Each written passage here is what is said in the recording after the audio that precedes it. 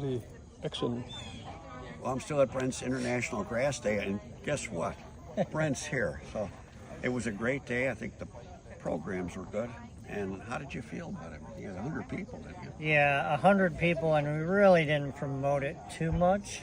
I mean, had we promoted it, we probably could have gone to 200, but where are we going to put 200 people? And you still got people wandering around, looking at plants, collecting plants, talking together. Yeah. A lot of conversations taking place. Yeah, so I mean, the speakers are all great in their respects. Lots of kind of ideas here today.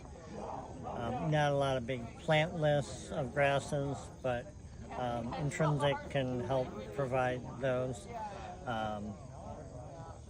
It's kind of almost a concept, the using of grasses, how to use them, when to use them, where to use them, and those speakers really showed. Speakers showed a lot of different possibilities. Yeah. The hybridizer, and you went to the conceptual, and then with Kelly was place, identifying. There was a lot of good, I think, topics for people to take on.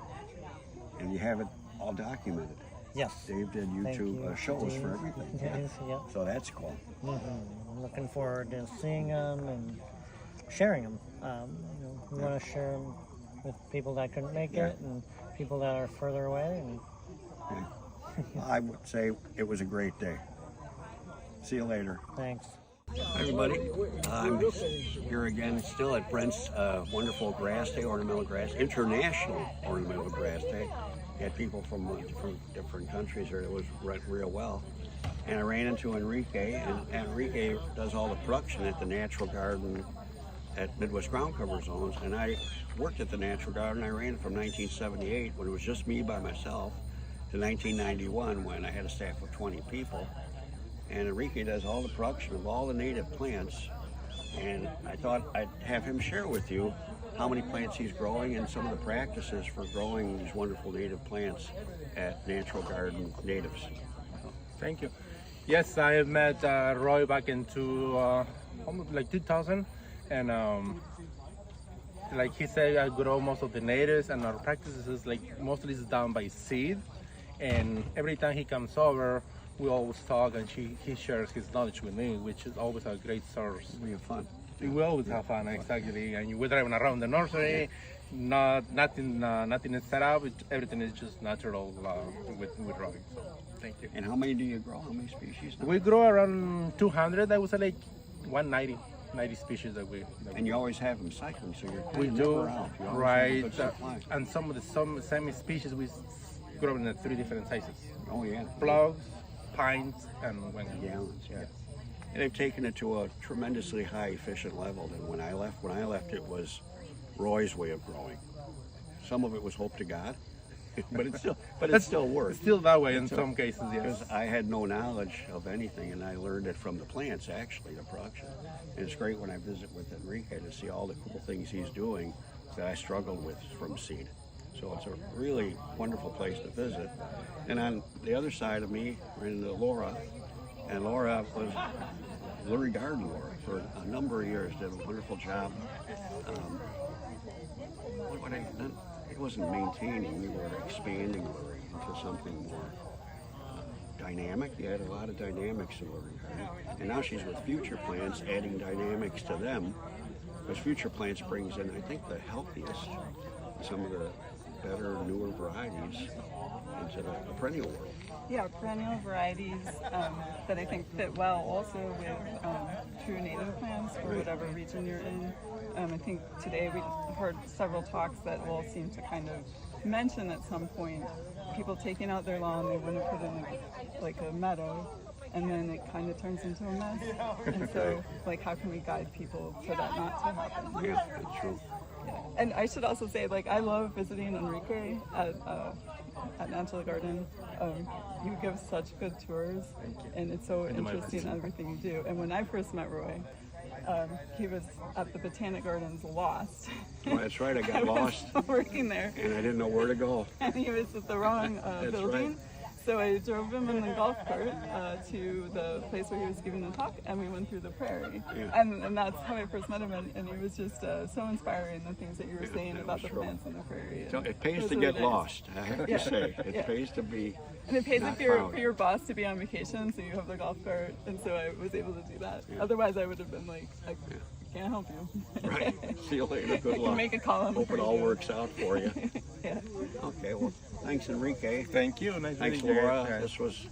It's a great day here. Yeah, it was really good. Hi, everybody. We just had a great day at Intrinsic's Grass Day, Intrinsic Nursery with Brent. And Pat Colino was one of the speakers. He just walked by, so I thought I'd ask Pat, how did you feel about the day? You had a great talk it created conversation too, which was good. Yeah. And how did you feel about your presentation and the group here? Well, I mean, the group is great. The level of enthusiasm is enormous. The backgrounds are kind of different. You know, some people are in the trade, some people are nursery folks, and there was it felt like a pretty good quotient of students, which is always great. And I think you can measure from the level of questions, not just in my presentation, but I think today, that people are engaged, and everything is meant to propel them in some better direction. Like there weren't questions for the sake of questions. They were like, how do I become better at this or that? And I think that's what we're all there. That's why I talked about you, because I benefited so much from your example of not just, it's not design so much as it is perception and building upon one thing onto the next thing, onto the next thing, and the next thing. And those experiences cumulatively become valuable. So this is a community. I'm here because I'm fortunate to be part of it, and you showed a lot, and you showed a lot of diversity. And you showed a lot of different planting patterns, different. It was emotional too. It wasn't just here's a group of plants, or here it was an emotional look at. Yeah, you can feel the difference. I mean, I think that if you think of the way that Pete Odolph draws, right? It's a very stylized means of drawing, and I think a lot of people are inspired by that, and they do similar kind of formulas. But there's something different about being in a space that clicks versus something that feels formulaic, right? You know when you're there. You don't know what it's made of, but you just know when you're there. Right. And so when we were out at the Woodsworth Prairie yesterday, the prairie's different depending on where you walk, but there were moments when you knew you were there. It was you turned a little bit, and then there was Parthenium with Silphium, or you turned and there was Echinacea with Baptisia, and there was Spirabolus, or whatever it was. It wasn't everywhere. It was just these moments, and I think it's the same way. You know it when you see it. And it's cool how you discovered it. Yeah. You're there, all of a sudden you're discovering something deeper.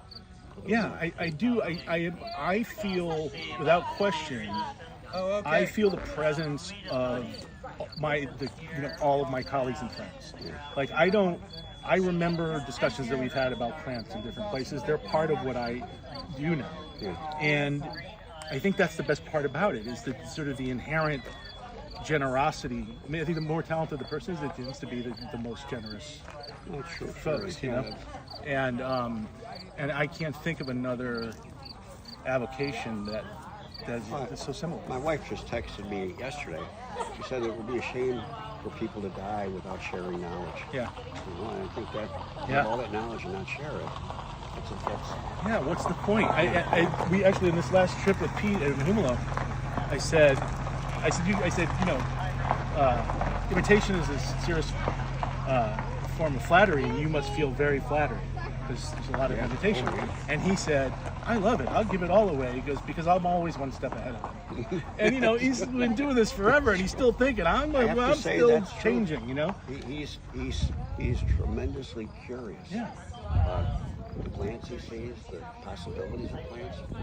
The day I met him, it was curiosity. He ran into our field to see a plant he saw from the road. Right. He's got cameras flying. Yeah, I've seen him do that in the snow at the Arnold Arboretum. It was really simple too. It was the fruit on philodendron. And he said, "What's that?" And I said, "It's philodendron. It's the fruits." And he just, in the shoes, just ran into the snow to get a closer look. But I think that kind of stuff I mean, what would life be if you weren't interested? It would be rough, right? It'd be happily bored. Yeah, and I'm not, I think life is more interesting than that. So in this, these engagements are important, not because I'm here to say something. I'm sort of here to learn something, here to meet people, and so you're ostensibly here for some duty, but it's really more of an engagement. And I think the trip to Mannheim was very similar. That you were around a lot of people from a lot of different backgrounds. We're all striving to create something kind of inherently alive. And I think a lot of the stuff that gets done is really sterile and without these folks doing that kind of work, what is there? Right. And it's looking at all the possibilities plants have for us now. Right? We've got more plants available than ever before. Yeah, I saw, I would say 24 things today. I saw 24 things today that I thought, oh, okay.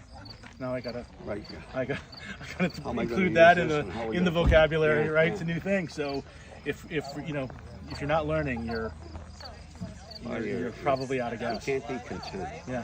You can be joyful and happy. Yeah. But it's hard to be content. I agree. Well, thanks, Pat. Thank you. Good to see you, Roy. Yeah, thank you very much for the conversation. No worries. Well, still at the grass days here. We'll talk to Brent in a little bit, but I ran into Kelly, who gave had a great conversation. I call it a talk, but I think it was a good conversation on a number of things that considered beyond the plants. And Kelly, share a little bit about what you had to say. Yeah, sorry. I think that's valuable. Well, I think there was 3 ideas today, and I think they were all kind of, united by a thought around place, right? We're all talking about how do we plant more natives, how do we, think about the environmental impacts of our gardens, but the set piece of all of that is a sense and an understanding, a knowledge of place.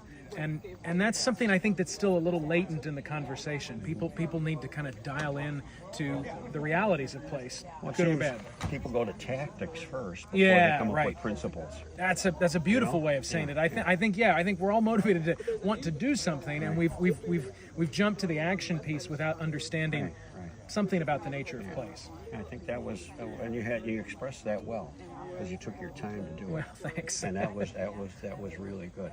And I think I had this thought too.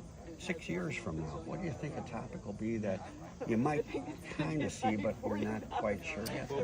Well, there will be a 6 years from now. There will be a 6 years from now, maybe when we do this again. But I think the thing for me is, I hope we start to become a little less rigid and a little more open to understanding the complexities of the world as it actually is. Maybe not the world as we want it to be or the world we wish it was, but kind of the sort of near-term understanding that even in one of the best tallgrass prairie restorations we could find, we're still going to find 20 to 25% non-native plants out there. And they're not bad. It's not the plant's fault, right? Like they're there for a reason.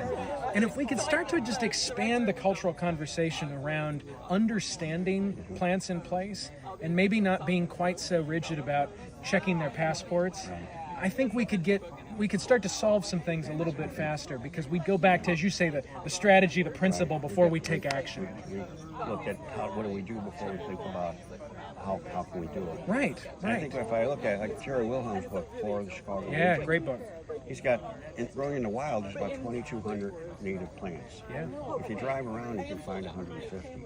Yeah, So when you have a system that's short 1,800 plants, it's hard to duplicate that system. Or a system that really runs on the Pareto principle. 80% of the success of that system is on the backs of a couple hundred species out of several thousand. And I think that's the thing to remember. It's not that we shouldn't care about all of the several thousand species, but we should understand the mechanisms for how environments work. And that's... And Jerry's thought is, to do that, we have to save the remnants. Absolutely. Every remnant we find, absolutely, big or small, we have to save the remnants. You absolutely right, because that's our reference point. I mean, even if it's in motion itself as a place, and even if it's changed dramatically in the last few hundred years, it's still the best original text that we have that leads us to start to imagine the landscape of the future. And some people think if they And I had this happen in, Chicago, in the suburb of Chicago. They had a small remnant of hepaticas, Yeah. biloba, and sedges. Yeah. There's probably 500 square feet around the school. And they destroyed that, they expanded the school for 2 dumpsters. They put 2 dumpsters there along the wall. And they thought they mitigated that by planting all native plants in the street planting. That doesn't make a difference. No, it doesn't. And I think at the end of the day, I mean, I ended on that sort of note a little bit today, is to say, you know, it's not just about the diversity of what you go back and plant. Diversity is hugely important, but the composition and the structure, what are you doing with the plants once you've planted them, and what are they doing in place, is way more of the story than who or what those plants actually are at the end of the day. Like, what are they doing in connection to place? And when you sacrifice literally ancient hepaticas, you know, for They'll never be back. no, and so that's not a fair trade-off. It's not a one-for-one. That's what is believed. Yeah, I know. So we still have more conversations. We haven't. In 6 years, we do. we'll do More this again. conversation. Thanks, Kelly. Thanks, Ryan. Thanks, everybody. Everybody, well, still at Grass Day, and I have some good conversations. And I ran into Arla and Steve, and I've known them since the mid-'90s, I think we met. And I thought, you know what, they have a beautiful nursery outside of Minneapolis, and it was great to see them here today and yesterday. So I'd like you to share a little bit about your nursery and the things you've done and your design work, just a little bit. And then also what you discovered here today, what the conversations we've had. We should be picturing in front of the cart of plants we bought. That's We pictured some beautiful things. Well, my nursery is called Kelly and Kelly, and it's been in business since 1922. 2 of my dad's uncles started, so I'm the 4th generation, and we specialize in perennials and woodland wildflower gardens. Oh, so 1922. 1922. And you stayed interested. It took me a while. Okay. It took me a while. I had a little detour into journalism, but then came back to the family business. So Wow. it's been revealing. Revealing.